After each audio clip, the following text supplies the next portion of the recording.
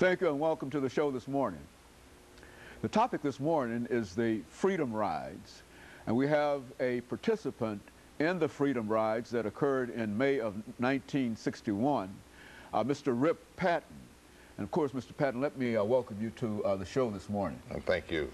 It's good to be here. And to tell you how delighted we are to have you here, Mr. Patton, and to talk about one of the events in American history that very, very few people are aware of, and to know that you actually participated in these so-called Freedom Rides during that period in 1961. And we want to talk about that and to give our audience some impressions in terms of some of your experiences there. But before we do that, Mr. Patton, let's have you to talk about your background, your education, and some of the things that were important in your life that eventually led you to where we are today. Okay, well, I'm a Nashvilleian, born here in Nashville, Tennessee. I attended the public school here, head school, Old Head, then over to Fort Greene, Pearl Elementary, and then into Washington Junior High, Pearl, and on to Tennessee State. And I was a music education major and played, I'm a, what you call an aristocrat. Member of the aristocrat band. Aristocrat band in the percussion section under the tutelage of Frank T. Greer. Good. And they don't make them like that anymore. I know, good. They don't make them like that anymore. Mr. Greer. Yes. From there, of course, in the 60s, late 50s, we started with the sit-ins. And I was a participant in the sit-ins. I was one of the few that did not get arrested in the sit-ins. I attended all the workshops and basically was a runner in the sit-ins.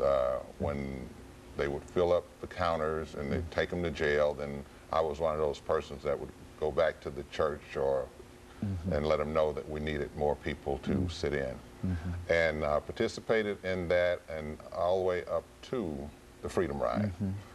And I got involved in the Freedom Ride because I think the whole Nashville group got involved because one of our own was a part of that, the original Freedom Ride, which was John Lewis. He started in Washington, D.C. with the original Freedom Ride. And he stayed on that Freedom Ride until it reached Atlanta, Georgia. And after that, he got off because he was had taken some classes to go to the Foreign Service. And that's how he missed that Anderson or Birmingham, I don't know exactly which bus he was on, but we were monitoring the Freedom Ride from the beginning, from Washington, D.C., which started on May 6th. And so John came back to Nashville. And as you know, the burning of the bus and the incident in Birmingham, that happened on Mother's Day, May 14th. And I guess John decided not to go to the Foreign Service. He had passed all the tests, had his airline tickets and everything, and he was a part of the first group to leave Nashville. Now, you might ask, why would you take part in the Freedom Ride when the person, Jim Farmer, who was one who set up the Freedom Ride, who put this whole thing together, advised the Nashville group not to continue because of the burning of the bus in Anniston and the incident that happened in Birmingham where they picked up one of the riders and just threw him to the back of the bus, and he is paralyzed today. And Diane Nash talked to Jim Farmer. When they left Anniston and Birmingham, they went to New Orleans. And she talked to him, and he advised her not to send anybody else on the Freedom Ride. It was just too dangerous. Before we get into that, this concept of the Freedom Ride itself, who came up with that idea, and what really prompted a belief that you could do that? Well, I mean, you say the original Freedom Riders. I mean, who were these individuals? Did they come up with the original idea of doing James Farmer. He was the director of CORE, C-O-R-E, Congress of Racial Equality. And he came, I think he was the one that came up with that idea. And so the idea... He put a team together I think it was 6 blacks, 6 whites, and they were testing the facilities in the Greyhound and Trailway bus terminal.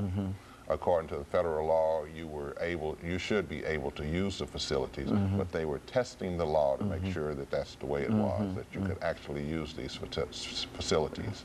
And there was quite a bit of opposition throughout in reference to this. Well, the opposition came, I think, as we know, in Anniston and Birmingham. Okay, and I tell you what we'll do, Mr. Patton, we're getting ready for our first commercial break.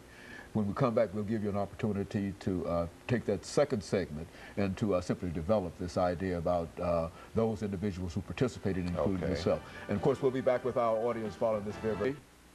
The guest is Mr.